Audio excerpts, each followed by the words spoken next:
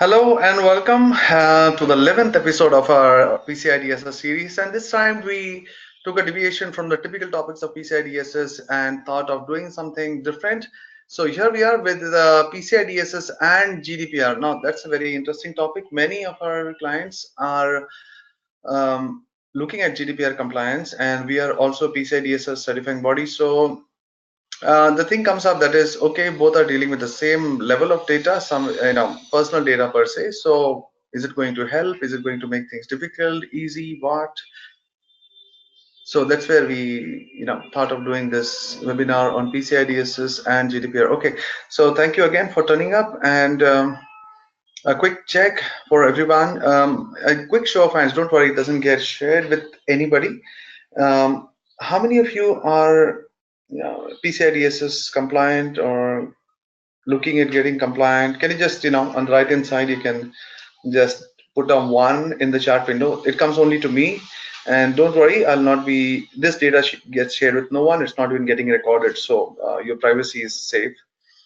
So okay, almost what, 60% of people. Okay, fine. And how many of you are having GDPR, are working towards GDPR or looking at GDPR? Okay, quickly. Okay, that's like almost 20-25%. So again, thank you for the numbers. And as we move ahead, quick about me, so I can put a face on the voice. That's me, and I have my company, VISTA InfoSec. We are based in India, and plus we have an office in the US, and we are there only in the compliance part. We don't do any sort of product sales or stuff like that. So moving ahead, I'm myself a PCI QSA, CISOs, CISA, and C-risk, and all those things. Moving ahead, what we're going to cover today. So we'll be briefly looking at what is GDPR, what is the objective of the regulation and the relevant penalties, what are the control requirements, how does GDPR map with PCI DSS, and then finally, last but not the least, how you can roll out GDPR without messing up your PCI DSS. A brief history of time, Stephen Hawking. But how does that apply to us with regards to GDPR or data privacy? GDPR was first proposed in January 2012. It was approved in April 2016. And since then, they gave a 2-year time to all the people. It was published in 2016 April.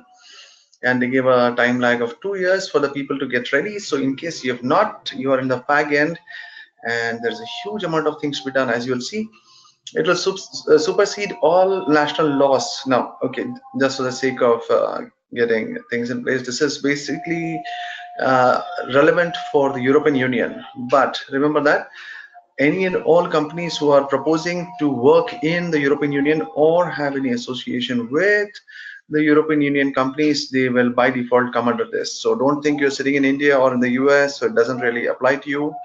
You have clients or vendors in the UK or sorry, in the European Union, then by default it comes under it.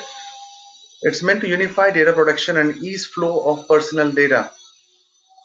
So there are many, like the DPA, Data Protection Act and stuff. There are many other acts for data protection, and it is meant to unify all data protection laws. All organization processing PIA of EU residents must comply, and there are significant penalties as we will look into it. If you want to read the entire 260 pages document, here it is. You can click on the link in the comment section also. And not now, I mean, after this video has been uploaded. This is being recorded. My talk is being recorded. So in the comment section, I'll put this link also. You can still click on it and download the entire document for free. It's like a 260-page document. So what are the key requirements?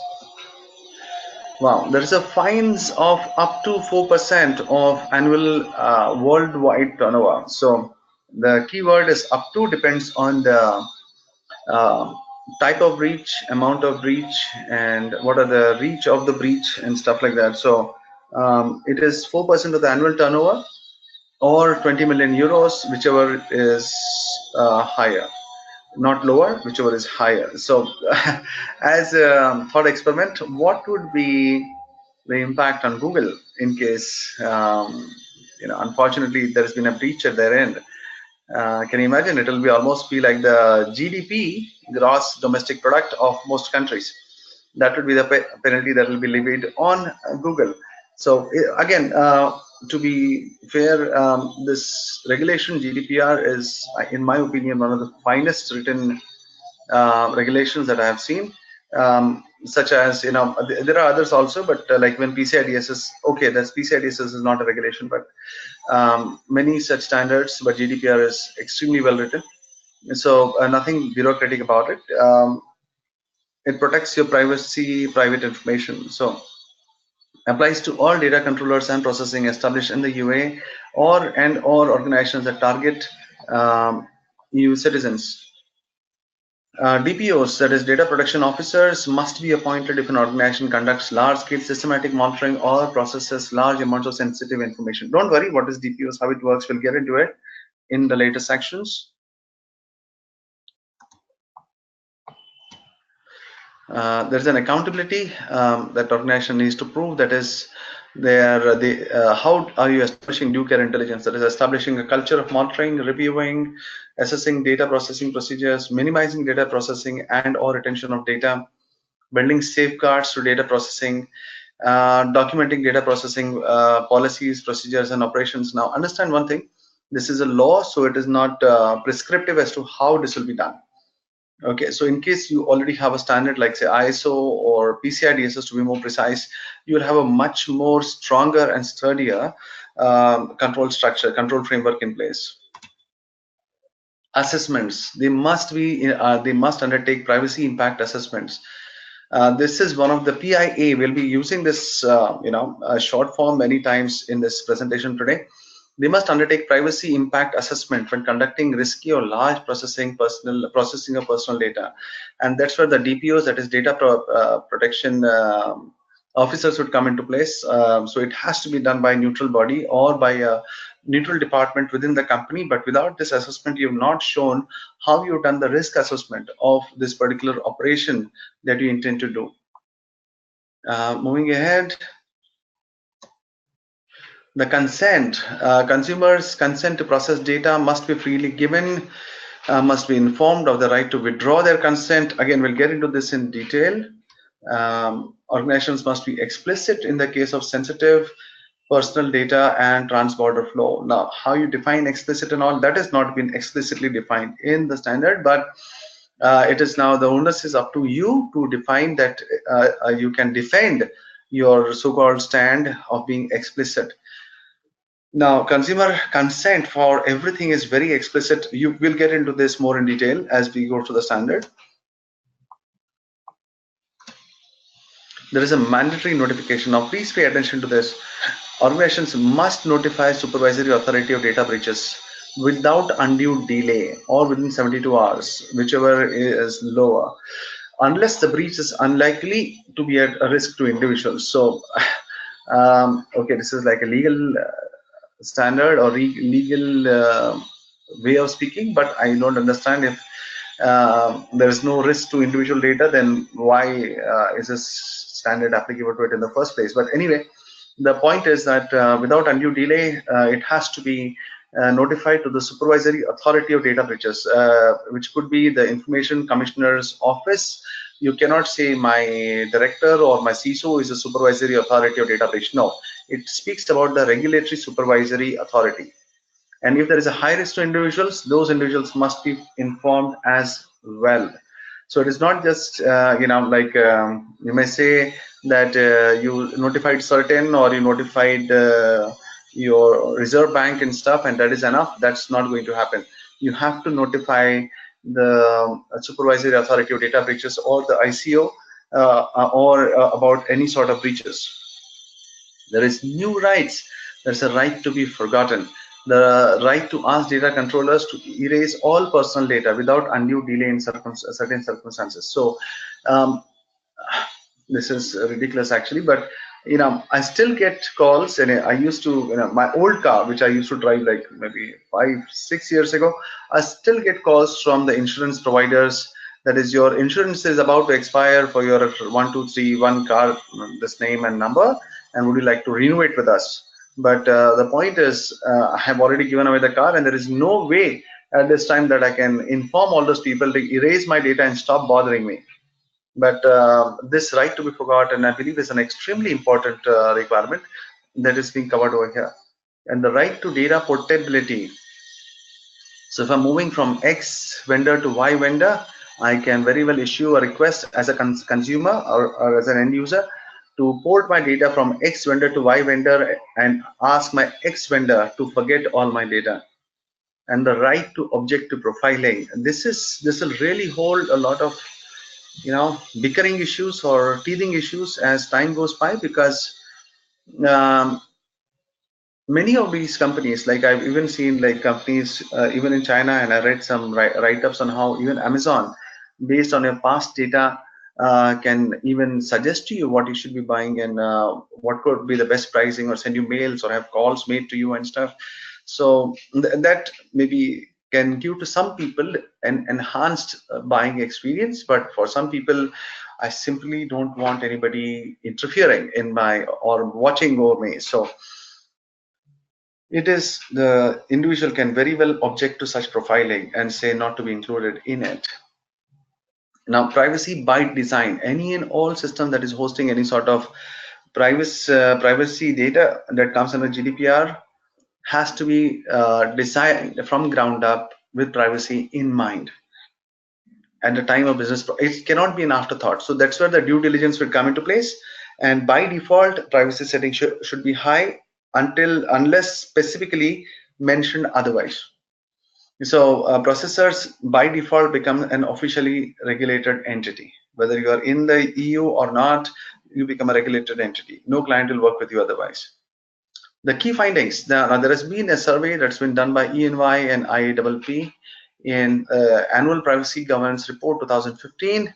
And you can see for many companies, data protection is not yet a high, priority for them. I don't know how, but that's how it is. And 63% of respondents highlighted that their privacy maturity was only at the early or middle stages of maturity. You had 1.5 years that's gone by. You just have like less than like almost 2 years, almost 6 months left. And they are still, 63% of the companies are saying they're still in the early or middle stages of maturity. Now, companies used to will need to increase their focus on DPC, data privacy compliance. You can see 67% of the companies say that GDPR was one of the top reasons for investing in privacy. That is, without a without a mandate that you'll be penalized in a horrific manner, companies are not really willing to invest in protecting the privacy of your data. So 31% of organizations are planning to increase the number of employees dedicated to their privacy programs, because again, that's one of the things that is mandated under GDPR. Now, where is the privacy maturity process in your company? That is something that you need to look at. And as per the same report of EY, we can see that early stage 19%, 37% is in the mature stage only. Middle stage is 44%. That is almost 63% is between 0 to 63%. So just the tops 37% are saying that they are in the mature stage. In the coming years, many companies are saying that they will increase. Some are saying will decrease. I don't know on what basis. Some say will stay the same, and some people are planning to see how many get penalized, and after that they'll decide how much to. So again, in the same way, many companies are expecting to increase their budgets for privacy protection, 31%. And there are some who are, I don't know how, saying that they'll decrease, and some are saying it'll remain the same. That's almost 50% of it saying they'll remain the same. I don't know how they'll manage otherwise. Going ahead, again, some more privacy program priorities are ranking in the top 2. So look at this thing. Look at this chart, and regulatory and privacy legal compliance, safeguarding data against threats. This is all the priorities of organizations. Again, this is the same EY report. So what are the steps in implementing? This is where we, as I say, the rubber hits the road. Number one, start planning your approach to GDPR now. You are way delayed.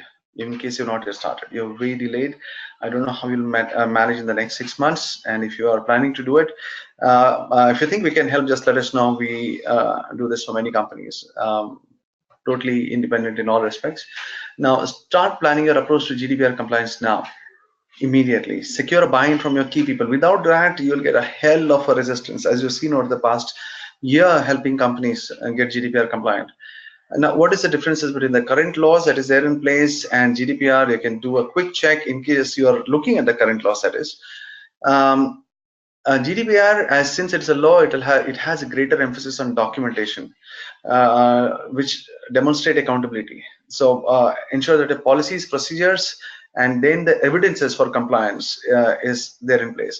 Many places you've seen there is policies, procedures in place, but there is no evidence of its actually getting done. And there are certain parts of GDPR will have more operational impact on some organizations than others. So, of course, it will change. For some companies, they can still manage in the next 6 months, but for a majority of them, I don't know how you'll do it. So immediate attention is these 14 items that we are, sorry, 11 items that we are looking at. There is first is awareness, where we are looking at letting the people know what is happening, doing an assessment of information you hold. We'll be going through each of these items and their impact and what you need to do about it. So stay with me. And there is okay, 4 or 7 here, and there is 6 here, 13. So there are 13 odd items that you need to look at. Awareness, the key individuals, that's the C-suite members, the CXOs, CISOs, CIOs. Awareness would be the key for you to get any support to do anything. Do a quick assessment and let them know about the impact that this non-compliance may have on the organization, and also an impact on the organization for implementing this GDPR. If you don't have a risk register or a risk committee, you need to move immediately. Know what resource commitments may be required. So, of course, this will require a huge amount of personal commitment, time commitment, resource commitment. Letting the key people know that this is what we are looking at will be one of the best ways to moving ahead. Information you hold, that's the first thing we do. We call it as an initial study. That is, conduct a full data audit across the entire organization. Now, let me quickly overlap it with PCI DSS. Also, one of the first things that you need to do is scope out what are you holding in your hands. That is, what processes fall under it. Where is your cardholder data spread across the enterprise? Same way over here, you'll be looking at identifying where all personal data is. PII is there in your organization, personally identifiable data. Document what you have, where you got it from, whom you're sharing it with, is one of the key things that will help you comply with the GDPR's accountability principle. Because unless you know what you're holding, how do you identify whom you're going to hold accountable for it? So without this, the rest of the things will fall down like a pack of cards. So just asking your friend in some company to send across their policies and procedures is not the right way to move. Okay, okay, we've got a question over here. Okay, hi Keith, thank you for your question. Okay, Keith has asked a good question, that is, are there any tools which can, like how there are so many tools in PCI DSS which help identify card data within the enterprise? Are there any tools for identifying per PII data within the enterprise? Well, there are, but not as clean as your CHD data, identifiers, because card data follow the principle of mod 10. So if you are able to write an algorithm which can detect mod 10 utilization across 16 digits or 15 or whatever, you are able to identify card data. But this is very free flowing. There is a possibility of a lot of false positives, false negatives. So there are tools are there, even some DLP tools are there which can help you identify data which is pertaining to PII within the enterprise. There is, I think, something from McAfee, and there are a few more. You can write to my personal note. I write to it because I don't endorse any product in my presentation. So write a mail to me. I'll reply back to you, Keith, as to what products are there basically. Communicate, get the message out. Review your current privacy policy, in case you have one, in case not, write it. Privacy notices server to let individuals know who you are and how you intend to use the data. You need to serve this to individuals to let them know who you are, why do you need it, how you intend to use the data, for how long. All those things has to be in place. You need to explain your legal basis for processing. Why do you need to process in the first place? Your retention periods, and also you need to let the individual know their rights, that in case they're not happy or in case they see a problem, they can always um, complain to the DPA, Data Protection Authority. There is also a Data Privacy Act earlier. This all has to be done in concise, easy to understand and clear language. We are not looking at the like a document that is typically written as a agreement for a software agreement sort of documents you cannot show to the end users. It has to be easy to understand so that even college going kid or even an elderly gentleman or lady should be in a position to understand what you're trying to communicate without any ifs and buts and semicolons and full stops and stuff. Individual rights. Now stay with me on this. Individual rights, this is the crux of the entire standard. This is around which the entire GDPR has been written. Subject access, who can access what data, including themselves, and the right to have inaccuracies corrected. Like, you know, there are like dozens of examples that even I have seen in my own personal life where my surname is wrong, or my address is wrong, or my mobile number is wrong, or my date of birth is wrong, or sometimes even my nationality is wrong. So is there a mechanism to have those inaccuracies corrected in a time-bound manner? Now, again, for everything that is written, there has to be a time-bound accountability associated with it. Even the right to have information erased to prevent direct marketing, there's another thing. They can simply say, like, I'll give you an example. Like there are, like, down here from where I'm from in Mumbai, India, there are organizations who are selling power, but they're also selling a host of other items. It could be fast-moving consumer goods, it could be insurance, it could be mutual funds. So just because I'm signed up with them for providing power to my residents, I get emails, calls, buy insurance, buy, take loans, do this, do that from the same database. So that is also where the sharing of data has to be stopped. Yeah, and that's where all these standards, especially GDPR, has written very focused and in a very pointed manner about. No automated decisions and data portability. Again, we saw this earlier, how it moves. And subject access request, we saw these words again and again. They want to see their own data. In most cases, you can't charge it. You would have only 30 days to comply to let the individual see their own data. You also need, you can't just say no, I can't give you, but there needs to be a mechanism as to how they can be given as access. And if not, you need to have a process in place, policies in place, and even a redressal mechanism in case you're refusing data access to somebody. Now, there's a retention policies and correction policies have to be given. How long, how far, and how you'll be disposing the data. In case you're looking at providing an online access, it's very touchy, very risky. Do a CBA, cost benefit analysis, whether you want to do it that way or you want to maintain a paper trail on that. Given the scenario and given, like I just read a few days back, almost the data of 120 million American citizens was published because somebody didn't secure their Amazon servers properly. So it was just open. You don't need to hack their Amazon servers. So anybody who had the URL could get access to everything about 120 million American citizens, where they stay, what policies they have, what issues they're facing, everything. 120 million people would have access. Data was out in the open. What about the legal basis? Review and document your legal basis for processing as to why do you need to do it. Have strong legal advice as to what you need to do, and even this legal basis for processing privacy information should be explained in a privacy notice, should be explained in the access request by the subjects themselves. You can't just hide under a stone and assume it will go away or be understood on its own.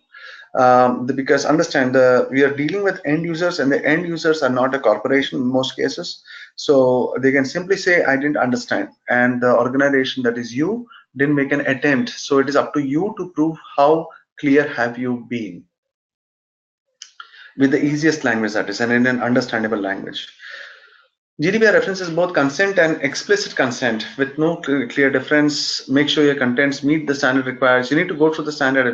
I have enough time to take you through it, but you understand what I'm saying. Controllers must be able to demonstrate that consent has been given. So you cannot just say they asked for it and we approved it. So where is the request, and how did you authenticate whether the right people had asked for it, and all those things has to be done. So the best thing that I always say is think CISL, that is Canada's anti-spam laws. Wow, that is one of the toughest information security standards, if not the toughest that I've seen on this planet. So if you have any idea about it, so you need to maintain similar similar standards for the protection of your audit logs, and ensuring that you're not that you've taken enough steps to ensure that you have not released the data to the wrong individual, or release the wrong data to the right individual. All those things have to be taken care of. What about children's data? This is extremely touchy, extremely touchy. Special protection for children's data, what they are doing, where they are staying, what age, all those things. Age, there has to be an age verification mechanism, and just the child himself cannot give consent. It has to be with verifiable parental or guardian consent. Remember the saying, the consent has to be verifiable. And that too, when collecting children's data, your privacy notice must be written in a language that even children will understand. You understand? You getting what I'm saying? Not by the children's parents' lawyers, but your privacy notice must be written in language that even children will understand. They have written this standard so beautifully. You should really go through it. It's not just a piece of paper. It's very well written, and I'm sure they'll make an example of a few companies. Now, breach notification requirement across the board. Like sometime back, I read that Uber was compromised of its data, and they paid like almost $500,000 to hackers not to, make the data open. And then this point came into light after a year or so, and the CEO said, "We never knew." I don't know how is that possible. Who paid the $500,000, and if $500,000 was paid, then who approved it, and how could $500,000 get approved for such a use without the CEO's sign off? Is something I don't understand. But anyway, here it is mandated that breach notification requirement has to be across the board. Somebody down the line cannot just make a call on it. So there has to be procedures and evidence for reporting and response. Now, please read this. A failure to report a breach when required to do so could result in a fine. That is failure to report, as well as fine from the breach. So you'll end up paying the 4% of your turnover, or 20 million euros, plus a fine for not informing in advance. So it's going to be a massive hit. So assessments, as we saw earlier, familiarize yourself with privacy impact assessments and how to implement that. So whenever you're doing it, do a PIA, as we call as a BIA, business impact analysis. Here you have to do a privacy impact analysis. You even have to set up that when a PIA will be necessary. So in companies, large companies, we have established standards for a high level risk assessment, HLR. And we have kept like, okay, when it is accessing this much data, or when accessing data of these people, or under these boundaries, PIA would be required. Otherwise, a one-pager will be enough. Otherwise, are you going to do a very extensive PIA, or a brief half-page, one-page PIA? All those things you need to document. You do not, now this is something, you do not always have to carry out a PIA. It is required in high-risk situations only. So when a new technology is being deployed, or when a profiling operation is likely to significantly affect individual, in all these cases, you need to have a PIA done in a privacy impact assessment. But again, the key thing over here is, what do you mean by high-risk situations? So your documentation, your policies and procedures should be identifying what you mean by high-risk situations. data protection officers. Now again, it simply means that you need to hold somebody responsible in the organization who is responsible for doing this. A DPO must be all about data protection, and a cultural consideration has to be taken when it comes to their place in the organization. It expressly look at this. So if you become a DPO, your job is secure. So you cannot be sacked or given a pink slip. Okay, the GDPR expressly prevents dismissal or penalty of the data protection officer for performance of their task. So again, it has to go via the regulatory body before a DPO can be fired, or or penalty. For a DPO, it has to go through the regulatory body. Now, okay, there is a question over here. One sec. Okay, there is Susan who's asked a question. There is hi Susan, thanks for the question. She's asking, do we need to have a explicit individual appointed within the organization for GDPR, like a DPO for a GDPR? Well, you can also share responsibilities, but again, it depends on the scale here, because if there's a huge amount of work to be done, it cannot just be a figurehead, because that guy will have to be responsible for GDPR within the organization. He cannot say that I was doing 5 things, so this was lumped on me, so I was not able to do it. Finally, he may feel, in case there is a breach, he may get away by saying that. It's also up to the organization to see whether he can, in a diligent manner, deliver on the requirements. International considerations. Now, which DPA, which country, which region within that country, the data protection authority do you fall under? So if there is going across multiple boundaries, you may come under multiple DPAs. So where is the organization's main administration? Where are major? Where is the majority of data stored? Where are the major decisions about data processing being made? All those drives under which all DPA, or which DPA do you actually fall under? Okay, finally getting to the bottom of it. What about PCI DSS? Now I've spoken so far about GDPR. What about PCI DSS and GDPR? That is, so how they differ? Do they? That is the whole thing. Yes, they do. PCI and GDPR both aim to ensure organizations secure personal data. Yes, because, okay, I won't read this out for you, but see, PCI DSS is for card data, cardholder data, but GDPR is more on the personal data, personally identifiable data, PIIs, and that too of European residents only. But understand, PCI DSS is very explicit what you need to do to ensure the various control requirements. GDPR is not. You can use the PCI DSS control requirements, as we will see ahead, to satisfy GDPR requirements. So again, as I said, GDPR doesn't provide guidance on what needs to be protecting and how you intend to do.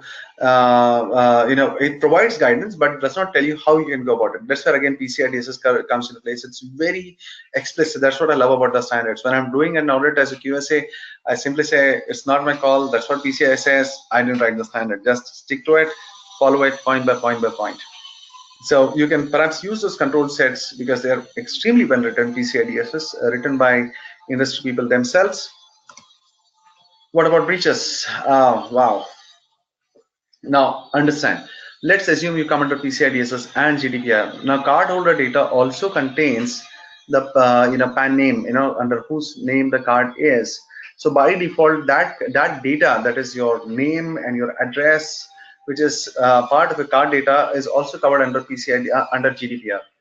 So in case there is a breach, GDPR can fine you in a monetary manner, in addition to fines and penalties from the acquiring bank. So if there is a PCI DSS breach, the ICO can jump on it, and you get fined by payment brands or your acquiring banks. Plus, GDPR will also penalize you. You might as well shut shop and retire into the countryside after that. So it's going to be fairly serious. Okay, there is.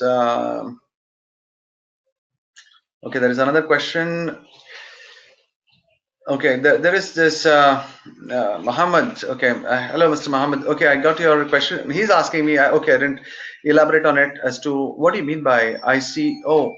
It simply means Information Commissioner's Office, which is a designation which has been identified by the standard, which is responsible for compliance of GDPR in the EU, so the ICO Information Commissioner's Office. They'll take a call on all these things.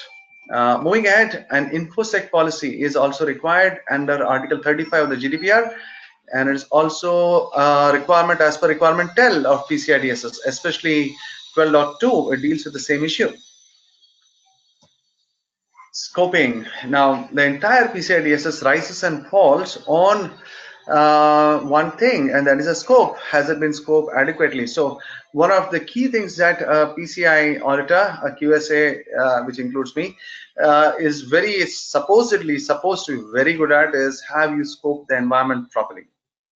You may have done the audit very well, but have you checked the scoping? So those people who are actually doing PCI DSS have extensive experience in defining the scoping requirement of such PII. So I don't see why PCI organization is not able to even help you out with GDPR also. And protecting stored data, requirement 3, an entire domain dedicated to how data should be protected. You can use it as is for even your GDPR data. So it says about data being encrypted, it should be unreadable, it should be either masked, truncated, and applies to all media, including DIM and DAR. Any idea what do I mean by DIM and DAR? Okay, anyone? Quickly, I don't have much time. DIM, DAR. Okay, there is. Yes, okay, thanks Mahesh, and a few more who have answered in a good manner.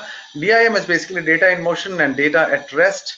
So whether it is in motion or at rest across a network or stored in a backup media or in its storage drives, it has to be protected. So PCI speaks about that. Even GDPR, that's one of the key concerns. Login and adequate and auditing systems. Now something goes south, it all depends. It'll all fall back on what have you done to ensure that events are identified and something has done about it. So Article 25 of GDPR states that logs must be kept for processing activities so that any access can be monitored and reviewed in the event of unauthorized access. The entire domain of PCI DSS speaks about how you can do it. You can literally take the whole domain of PCI DSS domain 10 and stick it on to GDPR. And I don't see why you will not be able to achieve compliance on such a key and important domain of GDPR, that is logging and auditing. So a couple of questions before I wrap up. What if I'm already PCI DSS compliant? Yes, so if you're already PCI DSS compliant, you don't have much to do. Just identify what is the delta with regards to your personal data, PII data, and then take it ahead. If you have PCI DSS in place, already certified, then you already have most of things in place. Just enhance the scope and apply the same controls. You should be good enough to go. If you're not yet PCI DSS compliant, it's good. So then, because then you have privacy by design in place.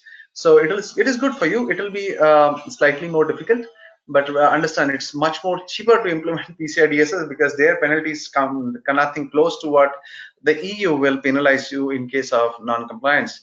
So if you're not yet PCI DSS compliant, moving towards it, then you can follow the same process, have the documentation in place. You can have even a single documentation set which covers both PCI DSS and or GDPR. So okay, I'm running extremely short of time now. I'll moving ahead. These have been my webinars so far. That is today. We have done PCI DSS for GDPR compliance. And upcoming, I thought since we are anyway looking at how GDPR and PCI works together, let us see how ISO and PCI DSS compliant happens. So how many companies in you, my dear friends, are ISO compliant, ISO 27001?